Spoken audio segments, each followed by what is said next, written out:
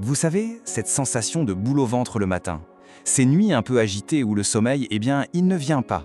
Et puis cette fatigue qui s'accumule jour après jour. Si tout ça vous parle, alors ce qui suit est vraiment essentiel. On a souvent l'impression que ce sont des problèmes complètement séparés. Le stress, c'est à cause du travail. La digestion, c'est sûrement le repas de la veille. Et le sommeil, parce que c'est comme ça. Et si en fait, tout était lié? La vérité, c'est que ces trois éléments ne sont pas du tout indépendants. Ils sont les maillons d'une seule et même chaîne. Et cette chaîne, elle a un nom, c'est l'axe intestin-cerveau. Il faut imaginer ça comme une sorte d'autoroute, une voie de communication ultra rapide et à double sens qui relie notre centre émotionnel, le cerveau, à ce qu'on appelle notre deuxième cerveau, l'intestin. Quand la circulation est fluide sur cette autoroute, tout va bien. Mais dès qu'il y a un accident, un blocage, c'est tout le système qui est paralysé. Alors, allons voir d'un peu plus près ce qui provoque cet accident. Le problème, en fait, il commence presque toujours au même endroit, dans notre ventre. Le coupable, c'est ce qu'on appelle la dysbiose. Attention, ce n'est pas une maladie, pas de panique. C'est plutôt un état de déséquilibre. Imaginez le microbiote comme un jardin intérieur. En état de dysbiose, c'est comme si les mauvaises herbes, donc les mauvaises bactéries, commençaient à prendre le dessus sur les bonnes fleurs. Et ce jardin, petit à petit, il s'épuise. Et qu'est-ce qui favorise ces fameuses mauvaises herbes?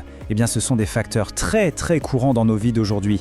Une alimentation trop transformée, pauvre en bonnes choses, un stress qui ne nous lâche plus, la prise d'antibiotiques, un sommeil qui n'est pas assez réparateur, et puis un mode de vie trop sédentaire. Chacun de ces éléments, en fait, vient fragiliser notre jardin intérieur. Et l'impact sur le sommeil, il est direct. Il est même mesurable. Tenez, une étude de 2021 a montré que la dysbiose augmente le risque d'insomnie chronique de 40%. 40%, ce n'est pas juste un chiffre en l'air, c'est un lien de cause à effet vraiment puissant entre la santé de notre ventre et la qualité de nos nuits.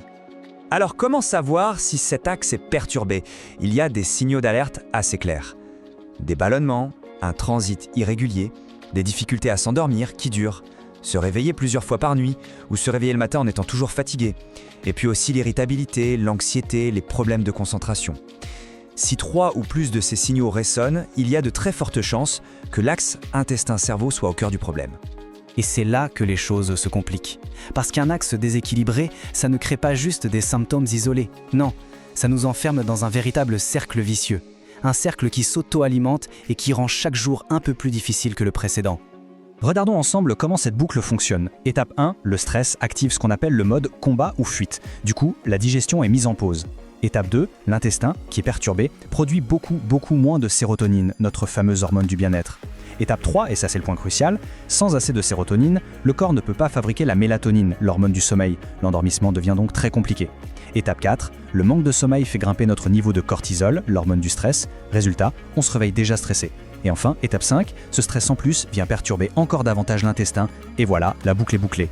Et à chaque tour, c'est un peu plus intense. Et cette situation, ce n'est pas de la théorie. Ça illustre parfaitement une expérience réelle. C'est l'histoire de Julien, un entrepreneur de 38 ans que nous avons eu la chance d'accompagner au centre du bien-être.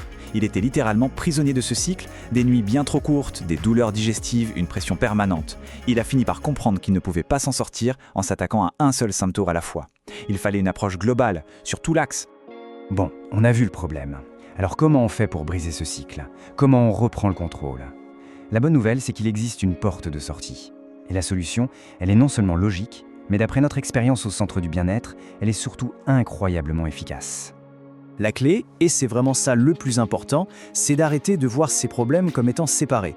Prendre des somnifères sans s'occuper de son intestin, ou bien changer son alimentation sans apprendre à gérer son stress, c'est un peu comme essayer de vider une baignoire qui fuit avec une toute petite cuillère, mais sans jamais fermer le robinet. Pour que ça marche, il faut agir sur les 3 leviers en même temps. C'est comme ça qu'on brise la chaîne. Et voilà la meilleure nouvelle de toutes. Le corps a une capacité de régénération qui est juste extraordinaire. La dysbiose, ce n'est pas une fatalité.